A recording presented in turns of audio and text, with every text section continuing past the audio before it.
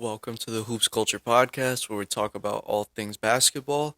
And we're back for our new episode. It's been 2 weeks, way too long, way too long. But at finals, and you know how that goes. You got to study, you know, get good grades, and all in between. But yeah, we're back, and I'm so excited to do this episode today. We had some. I was actually going to talk mainly about this news, but it looks like it's probably not happening. Tom Brady retiring and then unretiring in less than an hour. So a lot of like media sources, like a little backstory, a lot of media sources were saying, even from Friday, like Friday morning, I saw CBS Sports saying a lot of sources close to Tom Brady are saying that he's going to retire this year. But it didn't really hit like Schefter or Ian Rappaport, so I didn't really believe it. Then later on today, I see Tom Brady set to retire from Adam Schefter, and I was like, whoa, this is actually happening. Wow. But something about it did not feel real at all. Like not at all. Like I don't get it. It just felt so like fake, like almost like really did feel fake.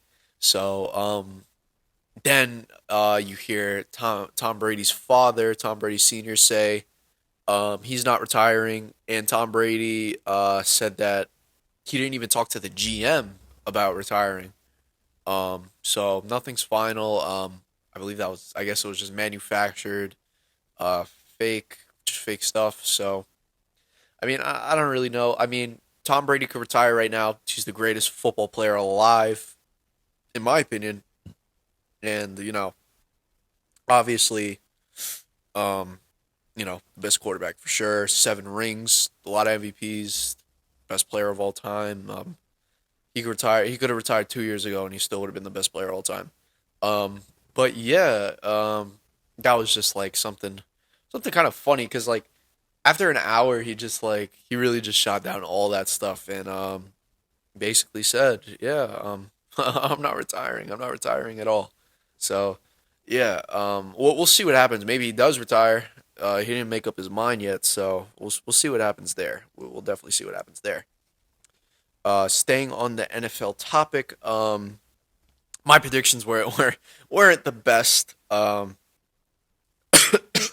Excuse me, but my AFC pick to go to the Super Bowl, the Titans got eliminated in the divisional round. The Rams are still keeping it alive. They're playing the 49ers. I think they'll still go to the Super Bowl and win. Um, but on the AFC side, it is the Kansas City Chiefs versus the Cincinnati Bengals in the AFC Championship. And very tough games for, you know, for everybody. I mean, so really closely evenly matched. I didn't expect the 49ers to look this good um, as a football team. Their defense looks on point. Jimmy Garoppolo is kind of iffy. I wouldn't. I don't know. I can't trust him as a Super Bowl quarterback, but he's serviceable. He's serviceable. Um, he's not bad at all. You know. Um, we got to see what else he could do in this Rams game. The Rams looked really good. Almost choked against Tampa Bay, but man, Matthew Stafford threw a bomb to Cooper Cup and finished that off. That was incredible. Their defense looked on point in that first half, but the first half it just like they kind of fell apart a little bit. Joe Burrow really is really amazing. He's amazing, man. He played great in that Raiders game.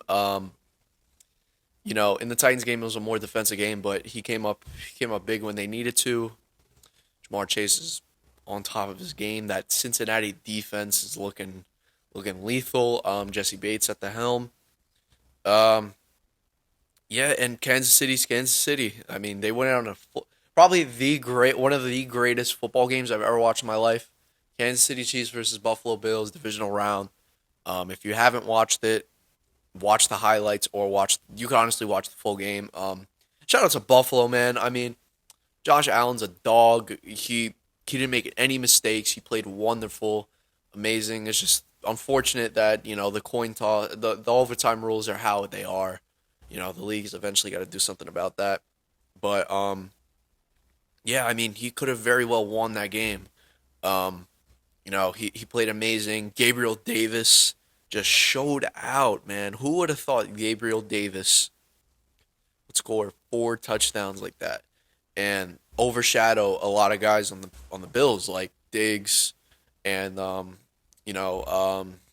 what's his face, Cole Beasley, like guys like that. And man, it was incredible. And Kansas City did their thing. Patrick Mahomes, straight beast, beast, one of the best quarterbacks in the game. And yeah, um, thing is with this AFC Championship matchup, hmm, do we trust Joe Burrow to beat a team like Kansas City?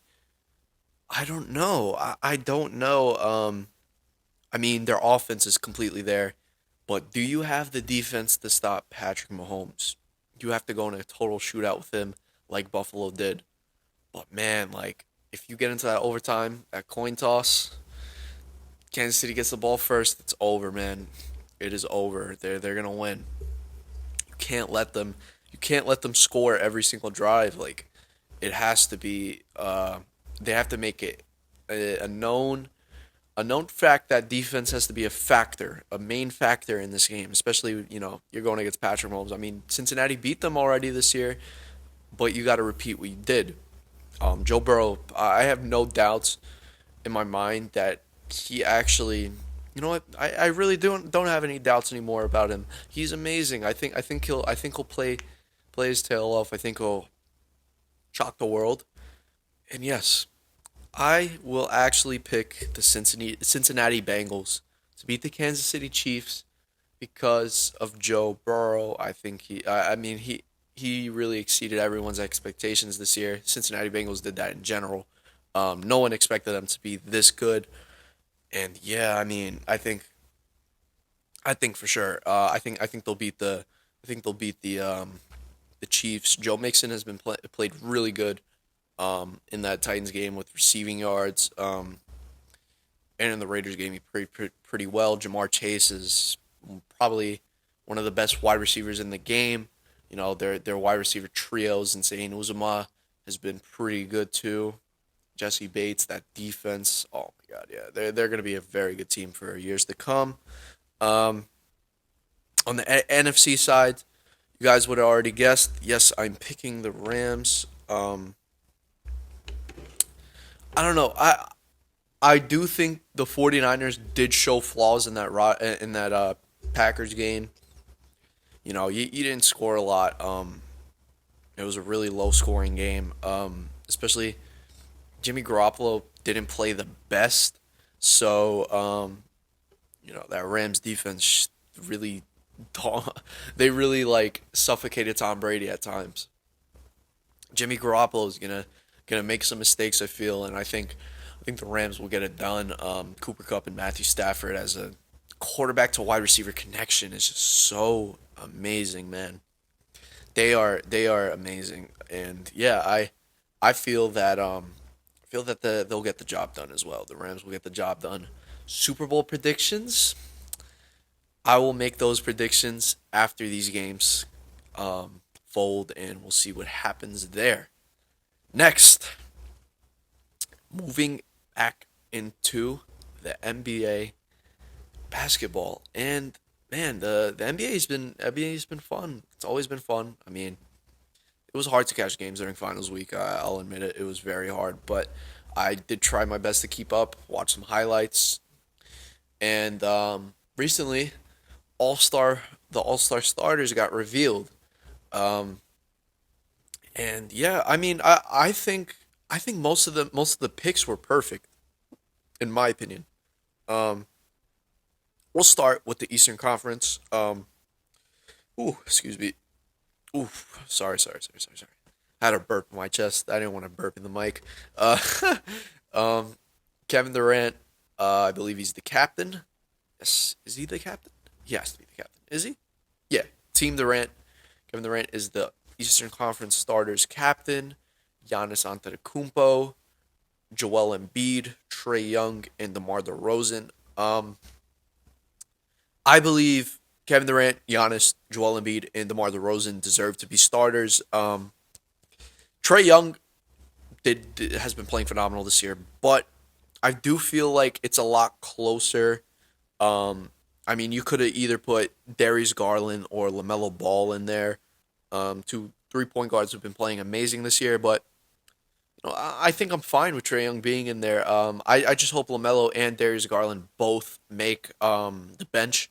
I heard there was like a leak that LaMelo made the All Star bench, but I really do hope Darius Garland makes it because he's been phenomenal this year. And yeah, I think he really does deserve it. A big amount, he really does deserve it. Next, Western Conference starters. No shocker here. LeBron James, All Star captain. I mean, most popular player in the league, and he's been playing phenomenal too. Just Lakers struggle, but Nikola Jokic deserved it. Andrew Wiggins is an All Star starter this year. Yeah, Andrew Wiggins is an All Star starter this year. I don't know how I feel about that. He's definitely an All Star player. I feel like he should definitely be an All Star this year. But his starter is very very questionable, man. So questionable. Like, I mean, at the end of the day, I'm pretty sure it was fan votes. So, a lot of fans wanted Andrew Wiggins in the All Star game. I respect it. It's fan votes. You got to give power to the fans. And yeah, he's an All Star starter. I mean, he's really revived his career and turned his career around. So I'd say a bona fide second option right now. On Golden State. Yeah, he's been great. His counterpart, Stephen Curry. No shocker there. He was making the All Star game, and someone I believe definitely deserved it. Truly did and put in the work. Mr. John Morant. He's been playing phenomenal this year, man. I really love his play this year. It was one of my he's one of my favorite players in the league for sure. He's so fun to watch. I'm a D Rose fan. D Rose is one of my favorite players of all time. Yes, he really does remind me with like D Rose with the 3-point shot. In my opinion, if you didn't get to watch Derrick Rose in 2011 in his prime, 2011 2012, man, you're watching him right now. John Morant, he's incredible, and he's leading to the Grizzlies to winning games. So, yeah, it's crazy, and yeah, I feel like everyone here deserved to make it. Starters is like obviously the Wiggins one is questionable, but he was gonna be an All Star anyways, so I'm not too mad at it. Um, so yeah, I mean, I do hope on the East, I do hope Darius Garland makes the Eastern Conference bench. He really does deserve it this year. On the West, Devin Booker got to make it. CP got to make it. I think Donovan Mitchell and Rudy Gobert both have to make it. I just don't want people who haven't played this year, like injured players, to get votes. I hate when that happens. That's so stupid. Like I remember Clay Thompson played Clay Thompson's played like maybe like 2 weeks in the NBA. He's gotten like so many votes already. It's crazy. One negative to letting the fans draft, but you know how the NBA is. You can't change it right now. So yeah, that's my thoughts on the Western Conference and Eastern Conference starters. Next, we're gonna get into a player who's really caught my eye as of late. He's been playing amazing, and oh my god, he adjusted so well, especially with the new rules this year.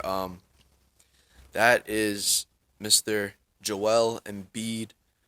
Man, he has been on a tear on the league right now. Believe he's averaging a career high in points this year. With 29 points per game, 11 rebounds, 4 assists, a steal, and a block and a half a game. It's amazing what he's doing. And the question is he the MVP this year? I don't think. I mean, Steph Curry lost a lot of traction as of late with some really bad games, but you got Kevin Durant there, but he's missed games. I think it's wide open for him for him to win it this year. Well, not wide open, but there's a clear path for him to win, especially since the Sixers are on a tear. Like they started winning a lot of games as of late. They're third in their East right now. Right behind, they're one game behind the Bulls, and they're 2 games behind the Heat. So if they keep on this 4 game winning streak, they could very well be number one in the East. And I think you got to give it to Joel Embiid at that point. He's been phenomenal. He plays so well with this roster, and once Ben Simmons, I think eventually gets traded in a week or two, and they put some real more role players around them, I think it's just gonna make him even better. Um, he'll just be the court will be so much more wide open for him to work in the post, and yeah, he could really do it all. Obviously, you got Kevin Durant, LeBron James, Stephen Curry, DeMar DeRozan, John Morant, like those guys in MVP conversation. But I think Joel Embiid's the leading candidate right now, especially with how well the Sixers been doing. It's my hot take. People could still say Curry's leading, but and Giannis too. Forgot about Giannis, but I don't know. I just been really liking what Joel Embiid's been doing this year. So yeah, that's my thoughts on him. Next, I kind of want to talk about how embarrassing my New York Knicks are, man. Oh my God, it's so bad. It is so bad. Like, I don't get it. I really don't get how we're this bad. Like, oh my God. Like, we're 23 and 27 right now. On a three game losing streak. Our starting lineup is probably one of the worst, probably the worst starting lineup in the league. Not talent wise, but just like fit, advanced stats. Plus their plus minus is awful. I mean, I just don't get it anymore. The only one who's been playing impressive in the starting lineup is R.J. Barrett. Props to R.J. Barrett. He listened to my he listened to my podcast and has been playing great as of late. But Julius Randle, man, I don't know. He's been really questionable for me. I like him. He's a very nice guy. Like he's a very cool dude. But man, he's doing too much with the. He does too much on the court. Like he needs to. I feel like he needs to stop taking awkward shots and just go to the rim and take the shot. Like he doesn't have to take 20 seconds on an ISO. Like you're a lot stronger than these guys. Just bully them in the paint and try to draw a foul. Evan Fournier's, oh my God, I can't even watch Evan Fournier sometimes. The positive points of the Knicks, RJ Barrett's looking a lot better than what he was 2 months ago. Uh, Obi Toppin's incredible in the minutes that he gets delivered to him. Uh, Emmanuel Quickly's a great player. Mitchell Robinson's been very suspect lately. I don't know what's with him. I'm not too sure about him. I think it's time we move on with him. I don't know. I really do like him a lot, like as a player, but I don't know if he fits the squad. I think we got to go after a new center. Maybe a Miles Turner would be nice, but obviously, you got to see what you could do there. And Tom Thibodeau, why? So the front office trades a first round pick for Cameron Reddish, and he's getting 5 minutes a game, like barely any time on the court. Like, come on, man! Like, you traded a first round pick for him for a reason. He's playing a total of 7 minutes with the New York Knicks. Sorry, not a total. An average of 7 minutes with the New York Knicks. Seven, seven. 2 games, only 2 games. You're gonna play him. And in 10 minutes versus the Heat, he had 6 points, 2 for 6 from the field, 2 rebounds, a block. Pretty productive. Pretty productive. He was around for 10 minutes. Like, play the guy. Play the guy, honestly. He showed you've played against him in Atlanta. He could play. He's shown you that he could play minutes. Why would you trade a first round pick for him if you're not going to play him? Okay, I get some people have to earn their minutes, but you have to play him some minutes. Like, how are you going to tell if he's any good if you're playing him 10 minutes a game? Like, and he didn't even play. He didn't even play yesterday against the Bucks. So I don't even get it. Like, I don't know. I don't know if they're firing Thibodeau, but I feel like they're gonna. It's probably gonna happen because I don't know. He kind of lost the team a bit. Like I liked him that first year, but I don't know what happened this year, man. It's been very very tough, very very tough for the New York Knicks, man. It's tough to watch them, but hey, man, we'll get it through it one day. You know, all teams do. But next, let's address those James Harden trade rumors. I'm using quotation marks. Trade rumors. Bro, he's not getting traded this year. Why would the Nets trade James Harden if they're trying to win a championship?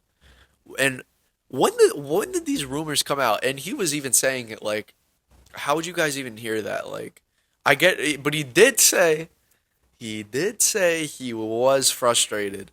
So I mean, they haven't really been playing the greatest as of late. They dropped down to six. They're on a three game losing streak. Obviously, Kevin Durant's not there, so it's a bit different. I heard that he was getting like frustrated with Kyrie Irving, but I don't know. He didn't say that he was frustrated with Kyrie. I think he's just frustrated with just how poorly the team's been playing. Um, but he's not gonna leave. I don't think he leaves Brooklyn. I think he likes it there. I think he likes just the whole team and playing with KD and Kyrie Irving, and playing under Steve Nash. But it's I just wanted to let that, like, he's not gonna leave Brooklyn. He's not getting traded. I don't think Brooklyn wants to trade him. I think they want to go all out and get a championship this year, their first ever championship. So yeah, man, they're not trading him. But you know, the NBA is gonna be a fun day on the trade deadline. So yeah, I can't wait for that. And yeah, I will see everybody later, and we'll be back Monday. We'll be back Monday. So peace.